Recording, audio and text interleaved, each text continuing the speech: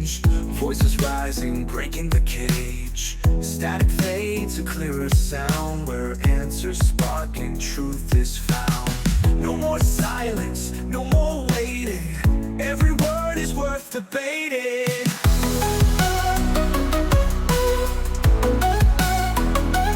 Tune into the people's frequency. Solutions loud and wild and free. A network built on common ground. Change begins where voices are found.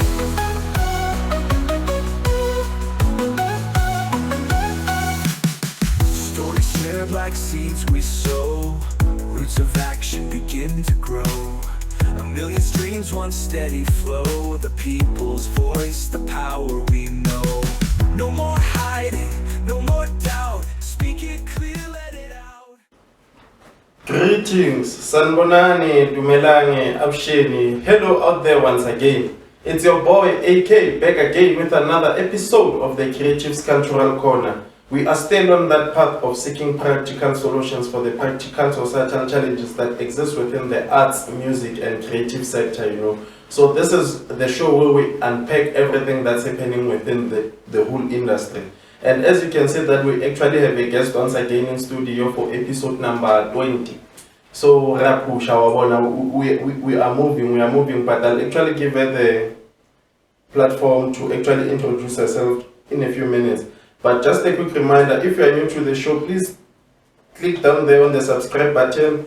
Don't forget to go follow us across all our social media platforms. It's at the People's Podcast Network, So let's connect and engage one another, because these are the platforms that we use, as we continue with our journey of addressing the social challenges that exist under the People's Podcast Network, So let me not waste any further time, but apart from that, let me welcome our guest for this episode in studio, and her name is Egi, but I'll actually give her the opportunity to introduce herself with the stage name Atesen Klewabo. But apart from that, hey Egi. Hi again. Okay. Nothing. Welcome to the show. Let me first start by saying thank you for taking the time to join us, for this lovely episode on this lovely Saturday afternoon. Yeah. Okay. So let me not waste any further time. Let me just give you the platform to introduce yourself. Let our viewers know who you are, where you're from, and what you're doing within the industry. Okay. So a lot of people that are gonna watch this episode are gonna be shocked by the name Egi, because this is just my work name. Yeah. So my name is Kultural, and then my stage name is Khosidiva. I am a DJ. I'm a house DJ, deep house, Afrohouse, commercial house. Like I'm a house DJ. So please guys follow me on all my social media platforms. Kultural, Khosidiva on all my social media platforms. Instagram, TikTok, Facebook. Yeah. I know. Welcome to the show. It's an honor to have you once again, So I'm looking forward to having a very fruitful conversation as we continue to unpack everything that's happening within the industry and your journey too. So let me not waste any further time. Let's kick off the episode with the first question, So if your journey had a soundtrack, what will the intro sound like? Will it be like a calm build-up or an immediate bass drop? No, I'm a huge fan of soft music. Yeah. I like to start my sets with very soft music and then build up as I go. Yeah, so sweet. So we don't want to sweat from the get-go, so we just keep it soft and then, yeah. So life, I guess, soft life, basic Yeah. So these questions are basically us trying to get to know more of who you are, as we're kicking off the episode. So who is Khosidiva when the music stops and when the crowd goes home? Because at the end of the day, I go so fair. Yeah. There's someone beyond the surface level Khosidiva. Yeah. So Khosidiva, as I've said, is Kultural. So when I'm not on stage, I am Kultural. I am Akay. So I'm a mom. I'm a sister. I'm a daughter. I'm a girlfriend. I'm just a normal village girl. I grew up in the villages, so I'm just a normal village girl. And then I came to the city to pursue my studies and work. Yeah. So outside of being Khosidiva, I'm just a normal village girl.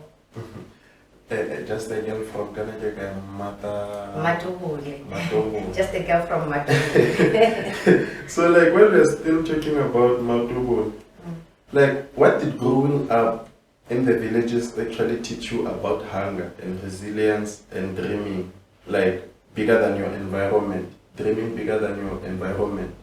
Yeah. So of course things are changing now, but you know, growing up in the villages, like there's so much hunger in the villages. Yeah. But things are changing now, so there's not much hunger right now like it has been before.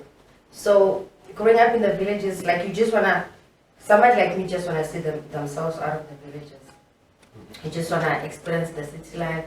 You just wanna experience being a woman who has money, you know, and yeah. So growing up in the villages actually gives you that thing to say, you know what, I want to make it in life.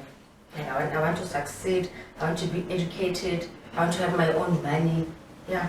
So I think for me, growing up in the villages has been a very great advantage of just positioning my mind into say, I need to make it in life. Yeah. Okay, so now, let's say you make it, maybe now you are there. Where will you actually prefer to stay, like have life? Is it Gauteng or are you going back to the villages to just say, okay? No. For me, the village is Kerai, you know. It's my home. I'm from there. My parents' home. I love it. But for myself, I can never go and stay in the villages unless you never know what happens. But it is never my wish or to now go back to stay in the villages. I don't want a house in the villages. Whenever I go to the villages, I'll be going to my parents' house. Thank you. Yeah. So like at which point like in your life whereby you realize that you're no longer listening to music, you know, you actually now want to explore this whole DJing part, you know, because I know that everything starts somewhere, you know, it starts with maybe an idea or someone planting a seed. Like, so where does your journey begin for you and when? So I'm from, like my father's side of the family. Yeah. We are lovers of music. We are people that whenever we are together, we are singing. You know, I have my uncles that play guitars. I have my uncle that plays a piano. I don't know if it's a piano or keyboard, whatever that is. So I've just grown in a family that loves music so much.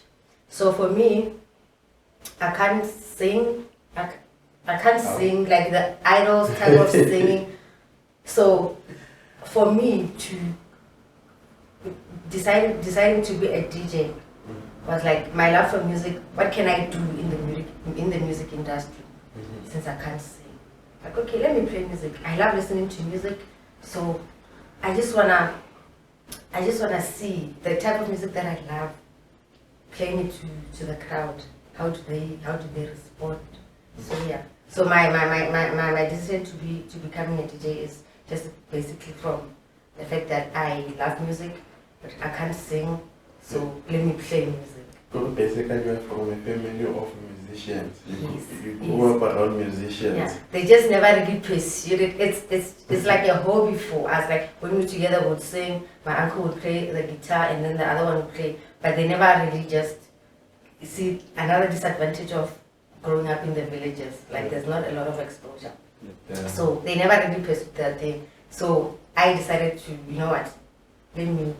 And they're really so proud of me. Yo, my uncles love me so much. I do want to understand, ne? What kind of music did you listen to growing up? Was it like Gospel. gospel? Yeah. Okay. So gospel. So we'd always sing So whenever we're together, we sing gospel music. Okay. And then obviously when you grow up, then you start listening to R&B, then house music. But it has mainly been gospel music. No, okay, now it shifts a lot of So, things. Yeah. on your bio, you did mention that you play Afrohouse, Afro-tech, and Deep House. And now you're highlighting that you grew up listening to gospel music. Wow. So now I want to find out, Jorge, how did you transition? Because I think also our viewers, maybe that's the question that's coming to them as they're sitting. Okay, where does the transition come from Kulungile Baba to Yeah, I know. But you know what? Gospel. Okay, obviously I'm a DJ. I play in clubs, parties. Yeah. They do play some gospel songs in clubs, but it's not really like the culture to, So for me, like I said, I can't sing. So for me to pursue gospel music would be maybe singing gospel music, and then I just grew. I'm not my uncles. I'm not my dads. I'm not my mom. I grew, and then I decided to go my own path. Yeah, you just followed your own path. Yeah. So like, being a female DJ within this industry, I know not really challenging thing like that you tend to come across. Yeah. So like, I just want to find out what's the hardest truth about being a female DJ that nobody prepares you for. Go one or set logo have can't also. Yeah, no, being a female DJ, things are changing, but it's not as hard as it was. But being a female DJ is not easy because we mostly get judged to say female DJs can't really play. So we are judged based on our looks than actually our talents. So being a female DJ would kind of want you to, focus more on your appearance than your actual skill or talent. So yeah, we are mostly judged on our appearance and not our talents. That's actually true because I tend to see it across social media where you'll find Majid, especially bashing women, female DJs, just criticizing instead of supporting, And it's something that we need to put an end to, because at the end of the day, this industry is for everyone fighting each other. Yeah. So like, for you, I just want to find out from a personal level, Have you ever been booked? Have you ever been booked and felt like you were just there to just look the part? Because there are those situations whereby, as we're highlighting for the looks whereby sometimes maybe they just pick you because of I get hippie or so you post them, I want to draw crowd, No, well, fortunately for me, I've never experienced that. I've never experienced that. I've always worked with people that really just book you for your talent, or maybe when they have like an event that is basically on female DJs. Like you don't really have to, because there are other female DJs there. So I've never really experienced that type of thing. Yeah. I guess I would like industry, Yeah. And like, do you ever feel like women in this industry have to prove talent before they are allowed to have confidence? Because when I'm a guitar, just told us, Lord. Of course. As a female DJ, you always have to prove that you can really play. Yeah. Because, like I've said, we are judged on our appearance and more than our talent. So whenever you get to a place and you are a female DJ, especially if you're the only female DJ on the poster, on the lineup, it means now you have to prove yourself to say, okay, there's a female DJ. You can even see from the crowd, like it's now, they want to focus, they want to, can she really play? Yeah, and then when they can hear that, she's actually good. Okay, so, the surprise on their faces, like, okay.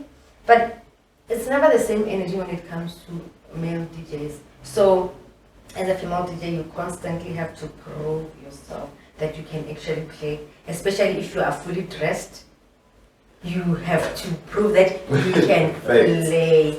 Thanks. No, I hope I don't get into trouble for this. I was tapping into that to Yeah. say most of these I'm sort of to say these female DJs, but the female personalities, they normally pride themselves in showing bums and not being fully dressed, which draws crowd we are much The attention, yes. And they take confidence in that.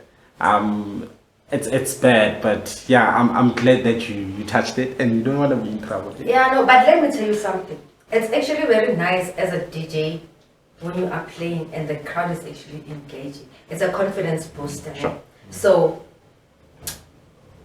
I suppose being there as a female DJ and you are half naked and you are getting that attention, it kind of boosts your confidence, and then now you know. So as a DJ that is like fully dressed, you are there. You can't really tell if they're not enjoying your music or they're not enjoying you as a person. Fair. So yeah, you never know. I'm not saying is there a reason, but yeah, I'm just saying what the crowd engaging with you, enjoying your set is like a confidence booster. If it makes sense. Yeah, whatever works for them. We are actually appreciating you for your talent, not other things, you know. I'm not so. Unlike sometimes those people scroll at the timeline. Hey. But then yeah, it's part of like knowing your target market and your Yeah, audience. get you know, the bread, understanding. whatever you have to do, just get the bread. Yes, sir. So like, what's one industry myth that you are tired of hearing within like the DJing industry? You know, there's always that one myth, you know, or like maybe for instance, women have to sleep their way into getting the booking, say those kind of myth. Yeah, I think it will be the fact that female DJs can play. Female DJs are not talented. Obviously, like a lot of female DJs are proving that myth to be wrong, but yeah, it's really because this is a skill. Anyone can learn the skill. Yeah. It's not like a male is born with the skill of being a DJ. It's a skill that anyone can learn, male, female, whatever. You can learn the skill, and then yeah. So I think now we'll actually transition a little bit, because we're not going deep. We're just like focusing on a sensitive topic in a way that has to do with mental health, because mental health at the end of the day is something that's sensitive, and as most creatives I know that I sometimes mentally we go through a lot, you know. So like for you, what does burnout look like, considering how I know that you actually have a 9 to 5 and then you actually also a DJ. So for you, like, how does burnout look like for you? You know, when you have like during the week a gig, and then you have to report to work in the morning. Damn. That's why I because you know when people think DJing, clubbing, events, they're already thinking alcohol, hubby, and all those things. So that's why I always make sure I go there, I play, and then I go home. So I don't have to feel that kind of a burnout, you know.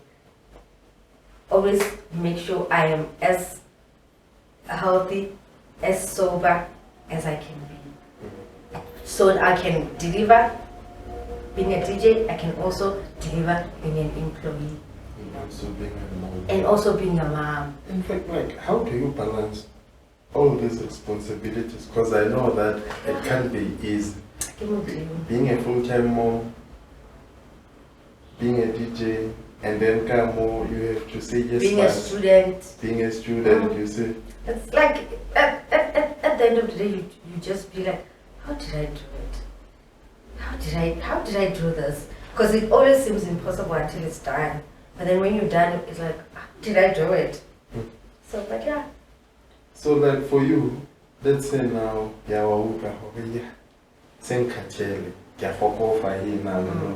how do you like reset when like the pressure becomes louder than the music. Because at the end of the day, you know, gonna let those moments where you know, well, with me, I've always set a target for myself to say, I'm not gonna take so many gigs if I have to report to work. Even if I don't have to report to work, like let's say December, yeah. You know you're gonna be home for like 2 weeks, maybe 10 days, you know. You cannot want to take 20 gigs or maybe take 3 gigs a night that are far apart from each other, you know. So I always try to manage the number of gigs that I take, and yeah, I don't wanna overwork myself on the DJing part because you know I'm an employee. I've signed a contract, you know. So I always just try to balance less work. Yeah. You know, I think we spoke about the challenges as we've been talking, you know. So I just want us to also focus on the positives, you know. Yes. So like for you as a DJ on your journey, you know, on this journey of being a DJ, what has been like that biggest moment for you in your journey whereby how we share over here, wait again. You see this moment, I will forever cherish this moment, you know. I can't think of one specific moment, but for me it's just the growth, man. The growth, looking where I come from, and now there's so much. Obviously I'm not where I want to be yet, but just the growth, you know. Now you getting recognized, you know, you get people contacting you. Are you Khosidiva? But like you took yeah, you know, and then you get to a place and then the person is like, I know you from somewhere, you know. So for me it's just basically the growth, and it gives me hope to say, you know what, this is actually possible. It means one day you can make it big in this industry. Yeah, that's one thing that I'm praying and hoping for. It's gonna happen very soon, I think, very soon. So far, what has been like the biggest event that you have played at, like the biggest crowd? Maybe 100, 1,000 crowd also. And how was that experience for you? I want to think of one. Already bye. Like I've played for big crowds. Yeah. I've played for big crowds, but like I can't really think of one. Because as we speak, I'm trying to think. Because I can mention this one and then it's actually no, it was that other one. Yeah. But maybe the recent one would be there's an event Akay 24 December. Yeah, Moxon. Like they do an annual pop-up market. Yeah. So it's like it's that event is so big, and I'm very grateful to be, you know, like for 3 consecutive years I've been on there. I don't like give myself the title resident, but yeah, like for 3 consecutive years I've been on their lineup. So yeah, it's one crowd that is like they have a huge crowd. So okay, let's not focus on events that have happened. I mean, like going forward, which event do you want to see playing for? Whereby you'll go, yes, in say, give me the Kunye Shinza. Kunye. If he's watching, I must make it happen, you know. I must make it happen. It must make it happen. Like I love Kunye so much. I love Kunye because you know it's mostly like Afrohouse. Yeah, that's why I love Kunye so much. So like, for you personally, have you ever been in a situation whereby you were forced to smile behind the decks? Maybe or something else is happening, but you have, because of the work, you have to show up. Have you ever had those personally, for you, what do you think is actually the loneliest part of this journey? You see, distance to come here, you know. So it's not every day where you have someone to go with your decks. I'm self-managed right now. Yeah, but it's not every day where you get someone who will go to your gigs with you. Sometimes you'll be driving Hlungwane alone. So I'm not scared no Mali. It's a Malay dream. It has always been God, honestly speaking. So how about the owners too, or I don't know when I say I was also own or I can still own you. Yeah. you don't want to repeat. I don't know. Yeah, no. When last day, I didn't know what I would say about it because I saw there was a podcast episode on one of the social media podcasts whereby Akani came on this guy, Cruise Africa, pulled out a gun on the podcaster. So when I started sharing, but really careful now. I told her no, it's true. No, we're good. We're good. So I think let's just take a quick short break just for because the man later chaser, do that. Just a quick reminder, if you're still watching, click that subscribe button and also don't forget to follow us across our social media platforms. It's at the People's Podcast Network. And also you can go and join our exclusive community of practical problem solvers on Patreon. That's a community whereby different members from different parts of life are coming together to try and help us address some of the challenges that we talk about here on the podcast. So there's different tiers and they have different benefits. So you can just visit the People's Podcast /patreon.com. That's where you can get more information. And also your boy here actually has a book that dropped on the 25th of February. So please, you can just go check it out on Amazon. The book launch is happening on the 7th of March. So busy, it's busy. We also have a hiking trip happening on the 14th of March. We're going to Kreative Lake and the price is $150. But for more information, you can just go to our website. It's at the peoplespodcastnetwork.wordpress.com. That's where you can get more information regarding the whole trips and also the hours that are going to be happening this upcoming April. The announcements in the bank are certified. So I think whatever that's outstanding, we'll say it at the conclusion. But apart from that, we'll be back after this quick short break. Thank you.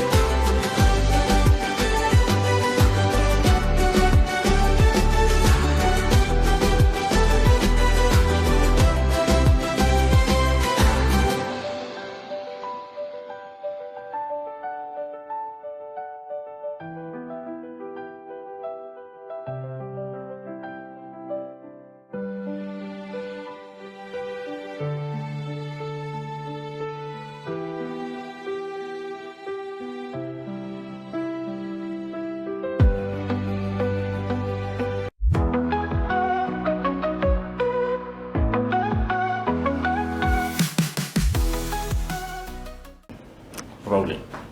And we are back from our quick short break, guys. That was a quick one, and we are still continuing with our guest in studio, Khosidiva, as she actually took the time to join us today for this wonderful conversation.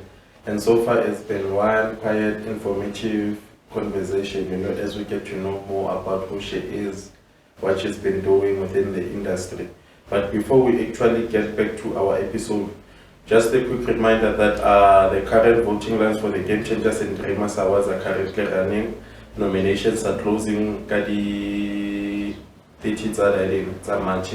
So you can just go and vote for your favorite game changer. You know, these awards are meant to recognize individuals, organizations, brands that's actually impacting our communities in a positive way. You know, people who are actually developing the hood. You know, because of there's that misconception of saying once or you have to leave the hood. You know, and me, my argument it's always if we all leave the hood, then who will develop the hood? Because when we come back, it means the hood won't be there, you know. So, tlamehile rona ba bang re sale wa bona re balance the foundation, you know, at the end of the day.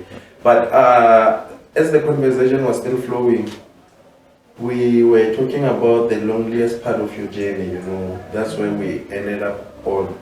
So I think that's where we'll actually pick up again. And this is gonna lead me to come back with a question of like, have you ever been in a situation whereby you have lost friendships because of your career and your music journey? Maybe a childhood friends? No, not ever. My friends are very supportive of this. So like people that have been my friends since before I even became a DJ are still my friends even now. So nothing has changed? No, not because of this DJing thing, no.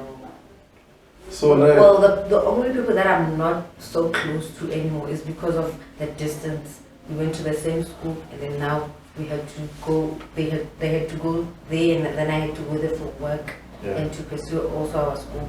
So it's only been that.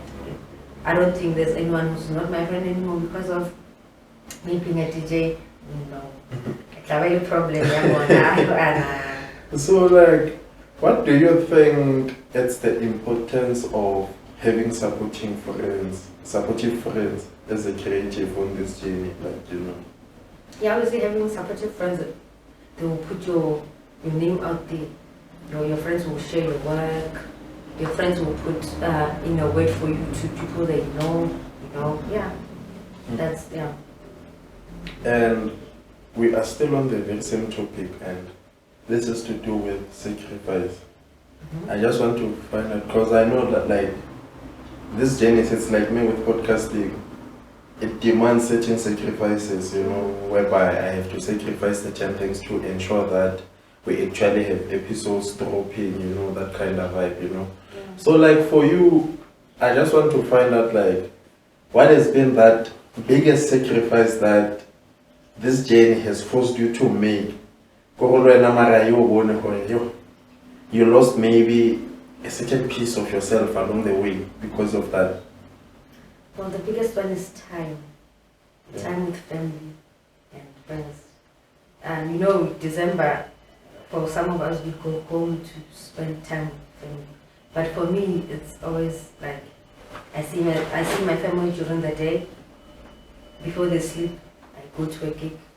I come back, when they are awake, I come back and then I sleep. So the Christmas, we have Christmas lunches with family, but you always have to leave early. I am able to attend, but you always have to leave early because we have a gig. So my biggest sacrifice in this industry has always been time. I don't spend time with my son before I had my son, I was already a DJ, but I wasn't as big as I am now. But you know, I always have to rely on people, my sisters, my parents, to look after my child for me when I'm out there, just trying to pursue my dream. Yeah. As you're highlighting that Hlungwane right now for successful, like, has there ever been a situation whereby the people around you were intimidated by your success, as you see that you are a hand that's independent, guy you push the gig, so like, has like the people around you ever been intimidated by that, or it's just been street support? Not far as I know, not as far as I know. Yeah. I guess I'm blessed to have the kind of people that I have around me. I have never have to feel like a friend or a family member is intimidated by where I am as a person. And in terms of personal growth and now focusing on yourself and this journey, what has been like the biggest insecurity that this journey has forced you to actually confront about yourself, you know? Being a female DJ, I you know, I've always been insecure to say, you know, they say female DJs can't play, you have to dress a certain way. But then you know what, I had to stick to what I want, to say, you know what, I'm not gonna become someone else for me to be recognized. This is what I believe in, this is what I love for myself. So I'm gonna focus on that, and if I make it and if I don't make it, it's still okay, but I'm not willing to change myself for nothing. For me, I was raised well, and I don't wanna change the kind of person that I am for the industry. Oh, I would say I like how authentic you are and original you are. Like, you know, you're not putting up a facade for the industry. Because I know for the industry, like being someone who also operates in that industry, we see people being people that they are not, that we know for us about just because of how the industry operates, you know. So like, I don't know if you have ever been in this situation that I'm gonna ask about right now, because you know, we operate in an industry that's male dominated, you know, and I think it's always fair to ask this question, considering you're a female DJ, you know, and I know that as gents, we tend to want to take advantage of the situation. Have you ever been in a situation whereby someone has asked for like a sexual favor for you to get a booking in return? Well, not necessarily a sexual favor, but you know, when someone is trying to say, you know, I like, okay, maybe after a booking, and then now the person suddenly says, you know, I really like you, this Bugandi or this beautiful in person, you know, like they now want to kind of have a relationship with you. So obviously they want to have sex with you. So yeah, but you know, I've always told myself that I'm never gonna do things that are gonna cushion my character and what I believe in for the industry. And like, how do you feel about that persona? Because I know that you might actually have like a say, because I know that maybe a young person is watching this episode right now, and maybe what's the advice you can give them should they encounter a situation like that within the industry? Because as men, you know, we are praised. We use all strategies, you know. Yeah. So one advice that I would have for the young women that want to be DJs, there's always gonna be someone new. There's always gonna be a new female DJ that is gonna come after you. So if now you're gonna sleep your way up, or want to sleep your way up, there's always gonna be someone. They're gonna finish with you and then move to the next person. You know, the morals are very important. And yeah. I think you couldn't have said it better, you know. At the end of the day, it's just knowing who you are and what you stand for, in simple terms, you know. So like, I want us to actually transition hanyane fela, you know, because here at home, we actually have like just a small segment whereby we just add in this question, and we like asking this question. We ask it to almost every guest that has been on the show. It has to do with the arts and culture, music, and entertainment space, you know. Let's say tomorrow you wake up, you are the Minister of Arts, Culture, and Music. What's the one thing that you are doing differently from what's currently happening within the industry? let people be rewarded for their talents. That's the first thing. Reward people for their talents. These things of the funds for whatever, but you already know you have your people. It's wasting people's times. People take their time for the photo shoots and all those things. People draw the business plans on whatever. But you already know you have the people, maybe through connection or through the bribery and stuff. Just reward people for their talents. I hope when it gets to me, I don't change, because we don't know what's happening inside. So yeah. That's true, because money changes people. Yeah. No one community, society. Forget about the community, forget about the society. And like that's usually the situation. Yeah. With the current industry practitioners who are there right now representing us and artists. Because most of these organizations determine salary for arts, for artists. And then along the line, they disappear, So like, after our break when I walked in, I went out, and then when I came back, I found out guys talking about something. And I think we also touched on it just a little bit.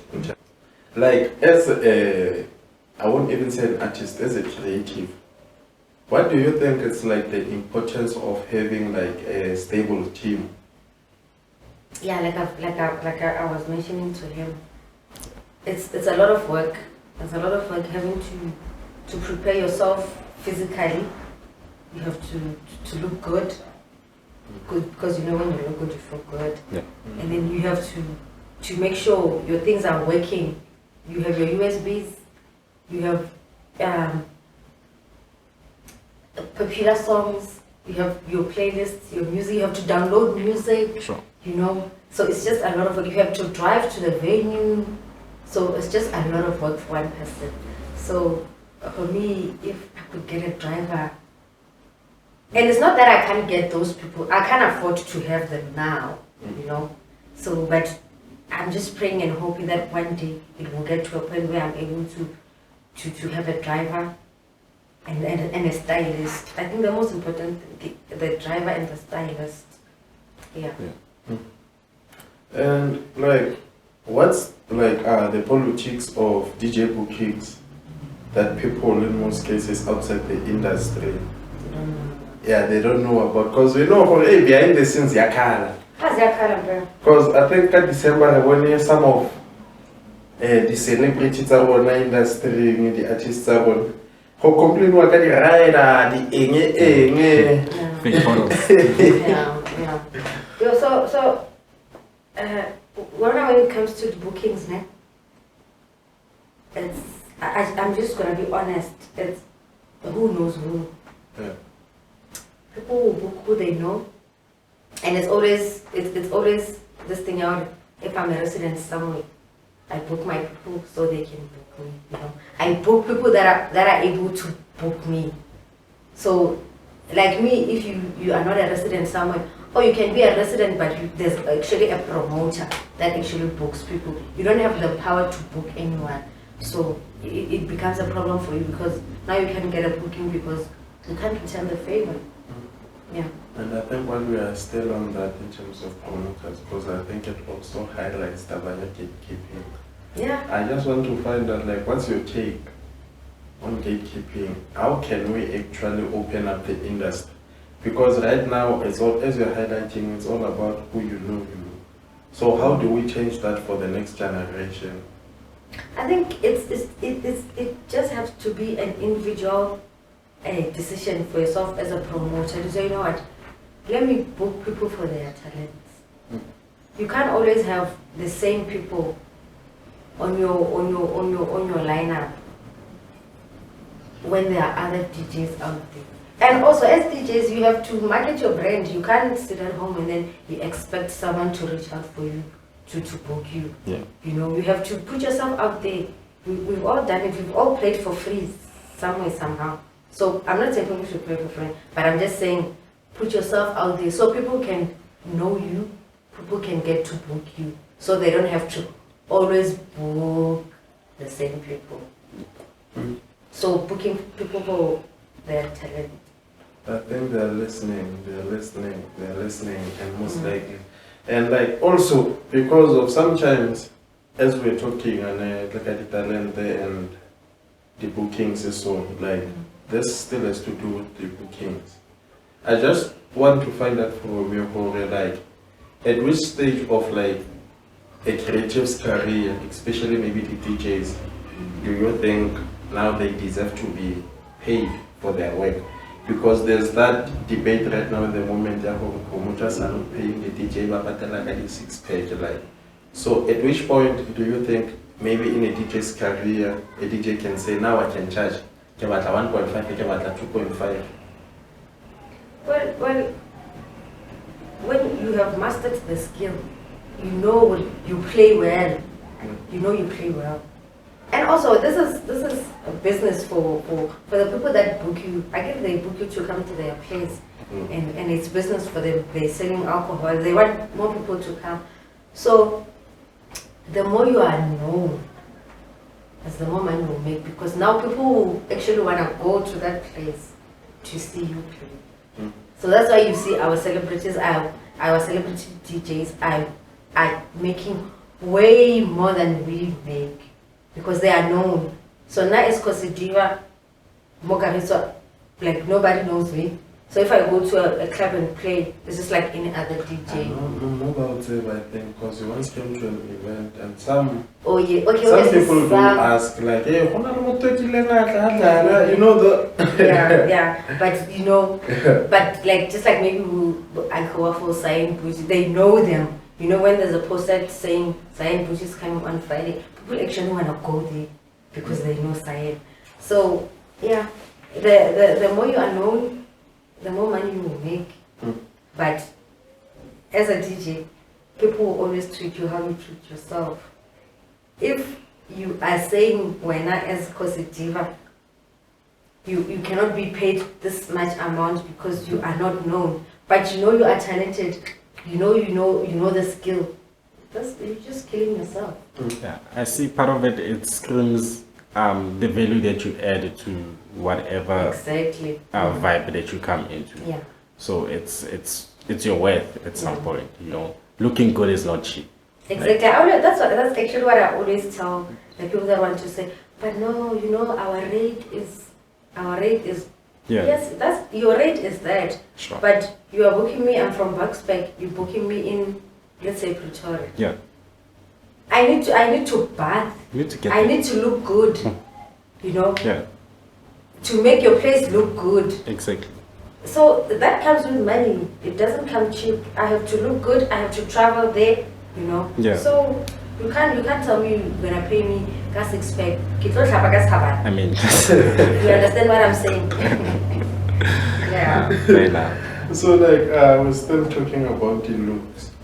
So let's say now maybe you are in a vein and then someone walks up to you to say, when I Khosidiva, you are only getting booked because of your looks. How do you respond to that? I don't know how I would respond to it, but man. I know, nah, that's not me. I don't know how to say this is how I would respond to it, but because I know me as a person, I'm not a violent person, I'm not a confrontational person, you know. Yeah. And I'm a very self-aware person, hey. I'm very self-aware. So I know, yes, I do look good, but I also know that I can DJ, you know. So I'm self-aware. What you say about me, you know me for 30 minutes that you've seen me on the text. Yeah. So, and as a DJ, we all have bad days. Maybe that day wasn't really my day, or the equipment is not even working properly. Yeah, you know, it happens. Yeah. And then now people are questioning, nah, this one. But when you know, you know. Sure. You know, I think that's true, you know. So like, I just want to find out, you know, like just to lighten up the mood, you know, because of recent too much philosophical, retropally cool, so from the first minute to the last minute, you know. So like if DJing actually had a reality show, what would your character would be? The calm one, the dramatic one, or the silent assassin one? I'll probably be the calm one. I'm not dramatic at all. Oh. But I believe. That's nice. That's cute. No, I'm not dramatic at all. I know I'm not. Yeah, so probably the calm one. Or the you know, the dynamite that looks very small, but you know. Yeah. The dynamite comes in small quantities. Can I buy so you know? So like, I just want to find out, because I think we spoke about the positive part of your career, whereby that biggest moment you've had. So in your career, what has been that the most disappointing moment in your journey, whereby maybe you had a gig somewhere, what all of you flop and you used it as a lesson that moment? Some of those things are out of our control as DJs. Yeah. Most places they don't service their equipment. You know, most places they don't service their equipment, and then you get there, or you become frustrated. And once, especially like, for example, if you are going to a gig and you are late, automatically everything changes. You are nervous, you're panicking. When you get there, you know, you're already in panic mode. So when you get to a place and then you realize the equipment is not okay, it's chai. Yeah. It's chai. Because you're not even gonna enjoy the set. You are trying to, you know, figure out things. What can I do? What you know, it's already a mess. So if let's say ukena venue, uthola the songs are maybe the pick and balances and maybe say one is chilling to each other, do you still continue to play, or you're like, yes, in the Alshapaka refund maybe a 50% back, I'm going back home? No, I've never. I've always had to make a plan. And even if I decide to leave, I wouldn't give them the refund because it's not my fault. I came. Yes. So yeah, I came. I took my time and came. No money is going back. I'm sorry. Hey, it's like getting a booking, and then you go there and play. The event didn't do as well for you as the organizer. We have agreed on an amount, and then after, when you have to pay, like you saw the event didn't do so well, blah blah blah blah blah blah. That's not my fault. That's really not my fault. That's true, you know. At the end of the day, again, the agreement, that's what matters the most, you know. Unless you communicate prior, you know. Yeah. So like, while we're still on the part of parents, I just want to find out, you know, for your own view, that do you think like creatives in South Africa actually struggle to separate passion from pricing? Because, you know, you find that maybe as a DJ, you just DJ out of the passion and the love that you have. So how charge I can no bona? Well, I don't know about other countries, but actually in South Africa, payments are a problem. Getting paid as a DJ is a problem. People don't want to pay.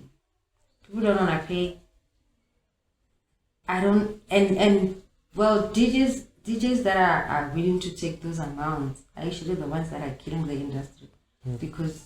But people are desperate, you know, people are hungry. So we can't really blame them. Yeah, people are hungry. You know, the 500 that they're willing to give that person, it's something for them. Yeah, true. Yeah. Because at the end of the day, everybody just it does make a difference. Exactly. So that's why most of the time you get really low payment rates. Yeah, it's because if Khosidiva can't take it, someone else will take it. There's always someone. And I think that's what's killing our industry at the end of the day. So like for a personal, what's that one financial lesson that the industry has taught you and you learn this lesson the hard way? Don't ever think that this industry has money. This industry doesn't really have money. So don't expect to make so much money out of this industry. Always have something. Always have something. A backup plan Go to in a way. school. So, Have a job. like, we are still talking about you and man within the industry, you know. And I think this kind of conversations, we need to have them at the end of the day, considering Hori, you have situations whereby someone will be a DJ for more than 10 years, 15 years, and then something happens to them, no recollect. And it's something that's continuously happening within our industry, you know. So, like, do you think that we should actually regulate the industry in terms of maybe having a union for DJs that's gonna advocate for creatives out there? Well, the thing is, these known DJs, they actually make money. They actually make decent money.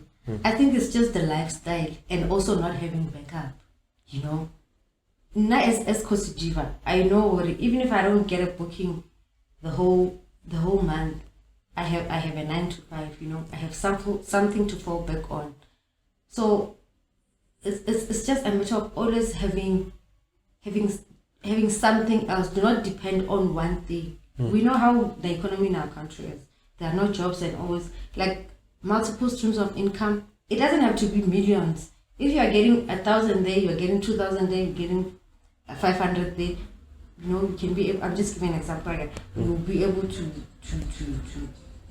survive a month, I think. So the lifestyle, they actually get money, but then the lifestyle. That's why now when the new upcoming artists come and those ones are no longer relevant, then we see them suffering. Yeah. Yeah, we are still talking about money, like. So for another, what has been like the most difficult conversation you've had to have about like the finances within the industry? You have that hard conversation, you know.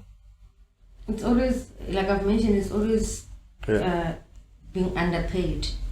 I don't want to mention names, but I've been in a situation where now they had to not even cut the rate, but increase the hours. You playing 2 more hours for that same rate. It didn't work for me. I've tried it like once, twice. I was like, no, guys, this is it for me. If you guys can pay me more for this increased hours, then I'm out, because it's mentally tiring, it's physically tiring. You have to entertain the crowd. Imagine you playing a 4-hour set. You have to entertain the crowd for 4 hours and you're only getting a rate of 1 hour. It's not worth it. It's not worth it.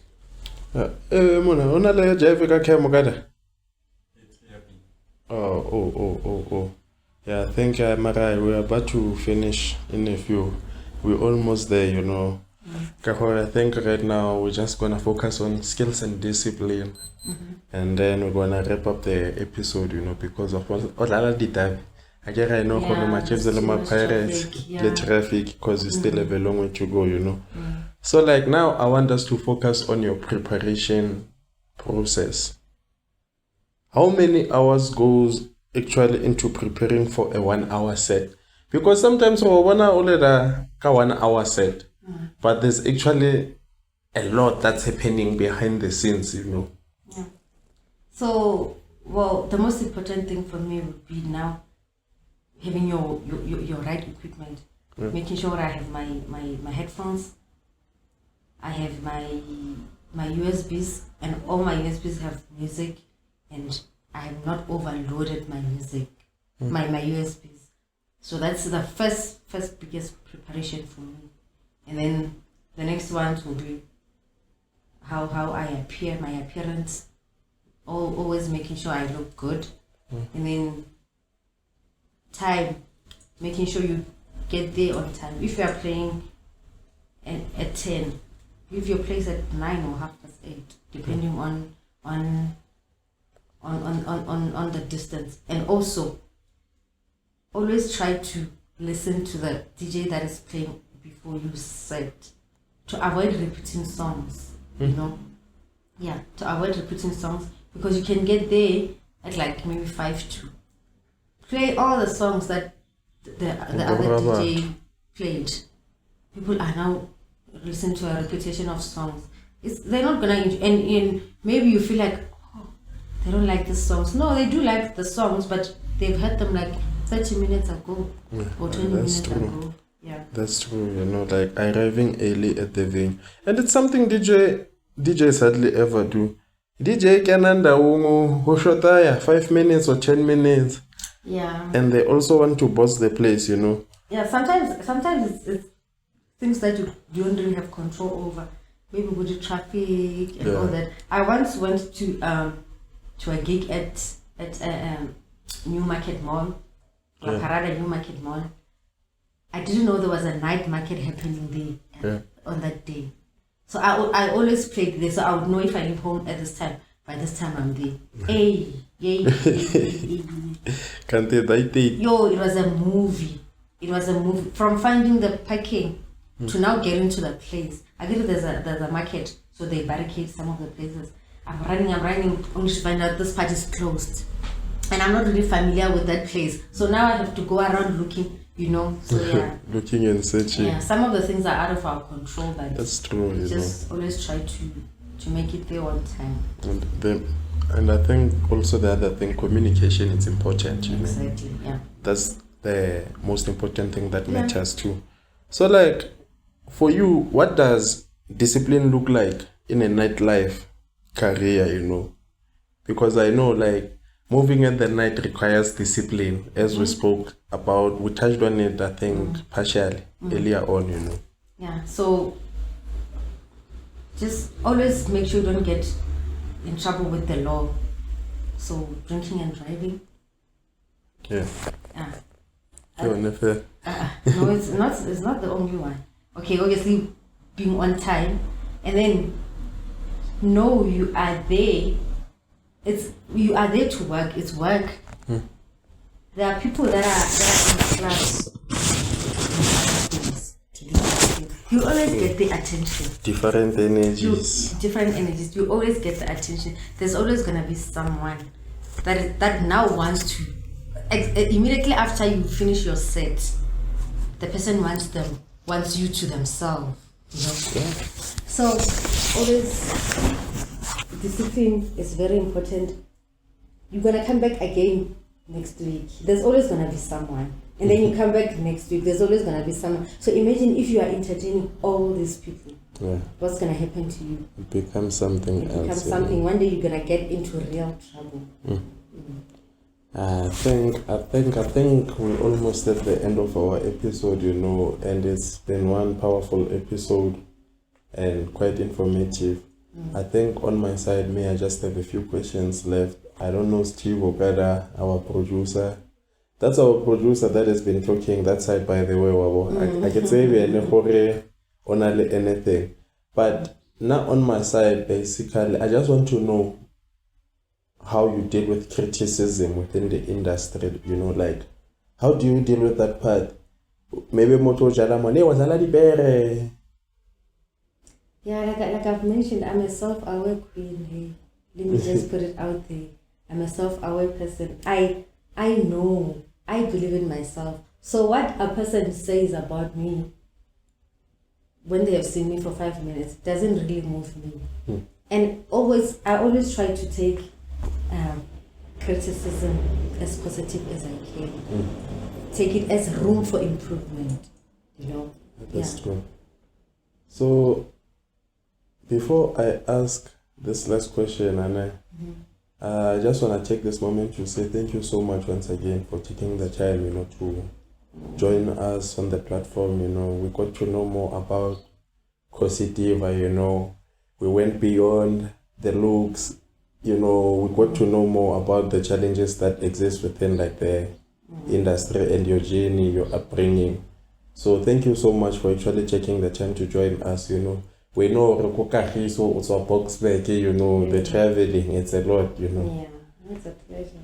So like, I think this is gonna be my last question before we actually give you the opportunity to wrap up everything, you know.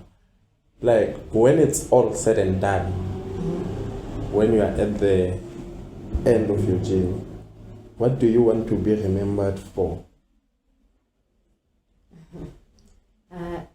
I just want to be remembered for who I am. The lady, the female DJ that put in the work, the female DJ that didn't take the criticism of the industry too hard. So I just want to be remembered as that female DJ that said to herself, I'm only gonna stop when I decide to stop. Nothing is gonna make me stop. Yeah. That's powerful, quite powerful, you know. And we really wish that, you know, God and the universe makes it possible for you, you know. Thank you once again for taking the chance. Chibo, anything that's on you? No, I'm very happy to see you. Thank you. Yeah, we'll keep in touch. Thank you. So let's say now our viewers maybe the event organizer, they also watch the show, you know. Yeah. So maybe they want to get in touch with you for the booking. See, how do they get in touch with you? Yeah, so like I've mentioned, I'm Khosidiva on my social media platforms, Instagram, Facebook, TikTok, and Twitter. Yeah, I forgot to mention Twitter the first time, eh? Yeah. And Twitter, yeah. So guys, please book Khosidiva, you won't regret it. You will not regret it. Trust me, your event, that event needs Khosidiva. Just book me and you'll It needs find the out. diva there. It needs Khosidiva. And I'm based in Boxback, but I can travel anywhere. And be willing to pay. We're not saying she's doing it for free, by No, the way. we don't do it for free. Machankora, more money matches, you know. But apart from that, thank you once again, you know. I'm a man of many thanks, you know. I like saying thank you a lot, you know. That's good. So, thank you once again, you know, for taking the time to be here on a busy Saturday. Weekend, thank God, you know, we out here, kopela di camera. But apart from that, if you are still here and you were here because of Khosidiva, maybe you click that link because she shared the link, please stay forever because we still have more interesting content coming up from the events, just to name a few, you know. There's a lot happening within the network, you know, because of it's a busy network. So like, for instance, we have the book launch for AK, my own book. It's happening on the 7th of March. For Roots of Life, Navigating Life, Love and Community. It's a book that has been shaped by some of the conversations that have happened on this couch, you know, and some of the experiences growing up to where I am today, you know. So it's still a continuation of a journey. So the book is available across Apple Books, Amazon, across all your favorite platforms for reading books. So feel free to just go and check it out. And also don't forget that on the 14th of March, we actually have a hiking session. You know, we hike with purpose most this side. So we're going to be focusing on mental health issues while hiking, you know. So the payment for it is $150. It covers the entrance fee. It covers light snacks. It also covers transport, you know. Meeting point is at Shell Garage by Gaba Street. So let's pull up Machita, Rebecca Ofela, you know, and try to break this stigma. Machita indo taikal. So yeah, so far that's what's happening. And then more updates, you can just go visit our website. It's at thepeoplespodcast.wordpress.com. Just go and check it out. Subscribe to our weekly newsletter. That's where we share updates of what's happening around the podcast. That's where we also share episode notes of these conversations that we are having on the show. But apart from that, it's your boy AK signing out once again. I'm gonna see you on the next episode. Danko. This was a nice interview. Sibunge.